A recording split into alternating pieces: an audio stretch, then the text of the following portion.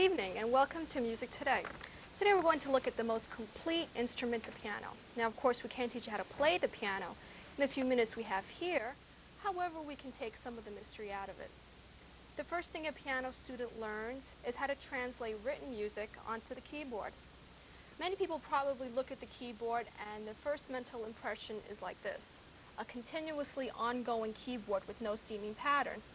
One unfamiliar with this pattern does not see how one key can be told from another. In reality, however, there is a pattern to the arrangement of keys and black and white keys on a piano. In this diagram, we can see that there is a definite pattern of 12 keys, 7 white and 5 black. Each of the white keys has a letter name from A to G. This group of notes is repeated over and over again. One group of these notes is called an octave. There are approximately 8 octaves on a piano. The second step now is to have notes written on paper. I'll show you that right after this message from our sponsor. Steve Wade is a nuclear-trained engineer, but is not on his way to your local power plant. Steve works in the Navy, where nuclear energy has been used for years to power the fleet. Every day, some of the best people in their fields work in the Navy, using today's technology to help pioneer better resources for our future. Men and women who believe being the best at what they do also means a little bit more when it's done for their country.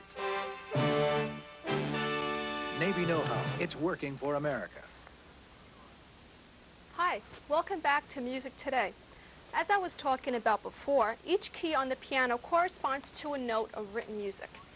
Music is written on 5 lines called a staff. There are 2 staffs, the bass staff and the treble staff.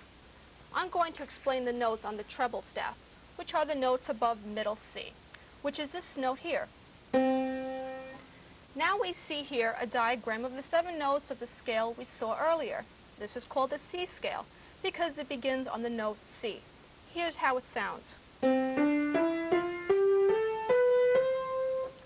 Perhaps it sounds familiar. It is the notes of Do, Re, Mi, a children's song. Below the keys we see a staff of music with the corresponding notes written on them.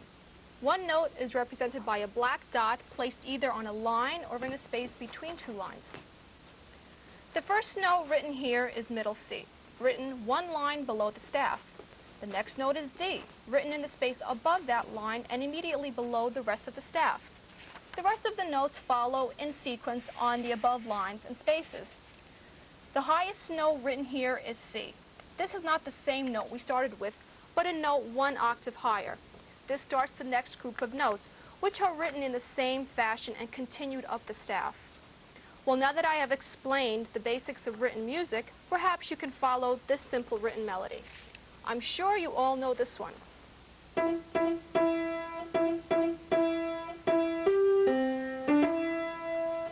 Let's see if you can follow the notes as I play them. Just watch the notes as my hands play them.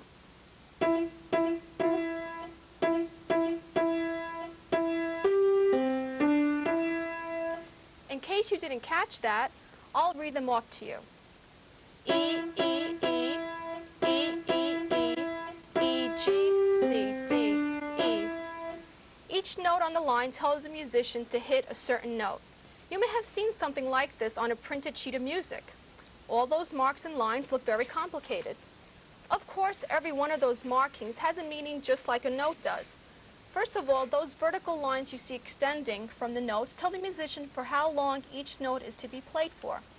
Those squiggly marks you see scattered on the staff are called rests.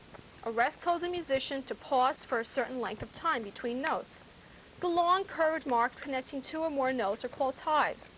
These indicate that these notes are to be played continuously, one note after another note. The accomplished musician can read these notes fluently, as if translating a foreign language into something which can be easily understood by everyone. When all these symbols and techniques are used together, the result may sound like a piece by Beethoven.